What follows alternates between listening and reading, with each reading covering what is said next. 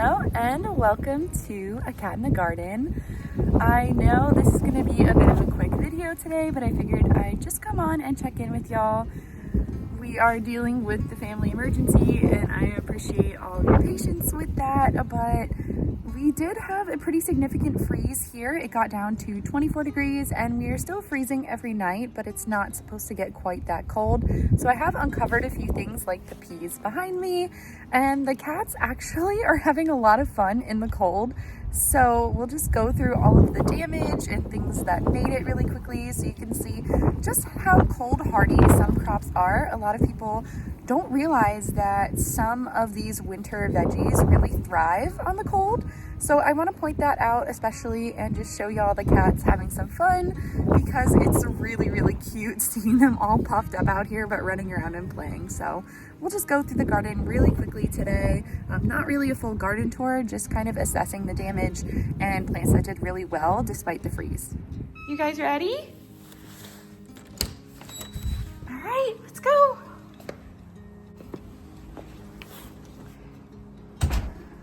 Let's go. I know it's cold out. It's windy.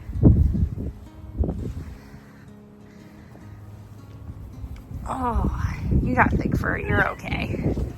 There she goes. So obviously the first thing I noticed was the dead basil, and this was pretty much instantaneous. Basil really is not cold hardy at all. And so the basil, the tomato, a lot of my vincas were just shot. Some of them actually survived, which was surprising to me. Like, these are not dead. They really aren't the most cold hardy thing, but they did survive. I did uncover a few things just because we got rain yesterday so that they could get a nice soaking in the ground. So my radishes perked up a lot more. Those little seedlings after that. More dead basil, like I said, just instantly dead. So that was a bit disappointing. Here's more of it, just gone, absolutely gone. All of this basil, more basil here. These vincas did not stand a chance. And then there are things like the rosemary that are fine. Garlic can tolerate a deeper freeze, so that's fine. Also my kale, it actually tastes better after a freeze, and hopefully all of the things that were eating it are dead now. So that will be really nice. What you doing? What you doing? Assessing the situation? Yeah, the garden looks a lot different, so they'll be exploring a bit. Unfortunately, my eggplant was gone. Some of the cold weather crops like the fennel have wilted a bit, but they're still structurally really sound. It's just a defense mechanism when it gets that cold. The peas did take some damage. These I didn't cover. Some of them were fine. Some of them took a bit of damage, but I don't think they're totally dead. So they might actually come back from new growth points. I've seen it happen before. These are the ones I covered and they also took some damage. So if it does freeze past 29 again, I might just not cover them, because covering them, I mean, this pea unfortunately died. So I don't know if it was worth it to cover them. I am just really intrigued about some of the vincas still surviving, even though it got down to 24. Things like my collard greens, my kohlrabi, they were all completely fine uncovered. They're doing great. My leek as well, I did provide some insulation for some seedlings in here, but the last leek that I have to pull is fine. Also, I did have some minimal damage to my Swiss chard just because it's more of a young plant. So maybe I would cover that next time. I have some onions in here, they're completely fine. So a few things. I did leave these covered just because my lemongrass is more sensitive and my artichokes in there, and we are supposed to get a few more freezes. And then this I left covered too, just because once I uncover it, it's going to be a lot to cover it back up. So I left that be. But to show a good contrast, this is my older Swiss chard and it has absolutely no damage on it. It's completely fine. More basil that's just shot. So once my other Swiss chard matures, I think it'll be able to survive a freeze without taking so much damage. What you doing?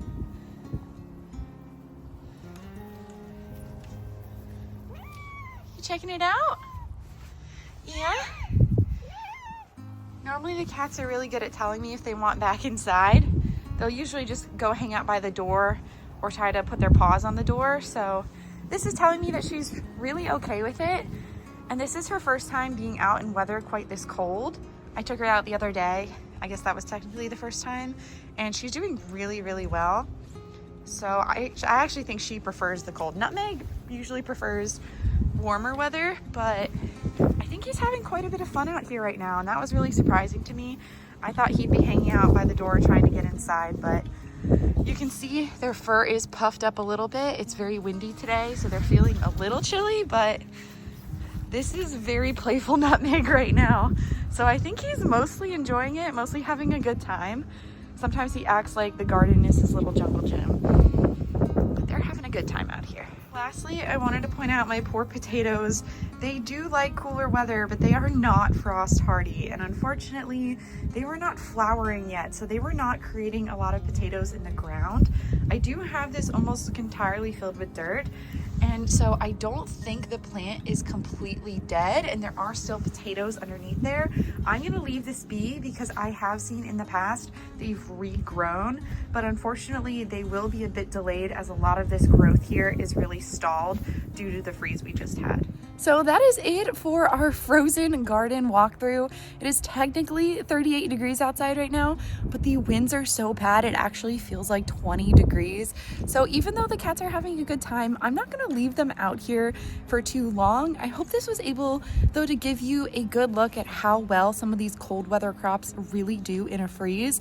And actually even in snow, it did snow here I think last year, and I left some things like my kale and blackberries untouched, and the kale actually did really, really well, and snow does provide a little bit of insulation for these crops.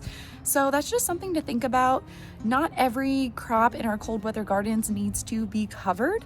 It's nice to provide that extra insulation when we can, but we had rain all day yesterday and I really wanted to give these crops some space to breathe because the rain plus the cold could have led to some rotting. So I think uncovering was the right choice and leaving some things like the collards uncovered as well. It's just really cool how resilient these plants are. But if you like this video, make sure to give Nutmeg and I a thumbs up down below and subscribe so you don't miss anything from us here on the channel. We'll be back to regular videos next week and we'll catch you in the next one.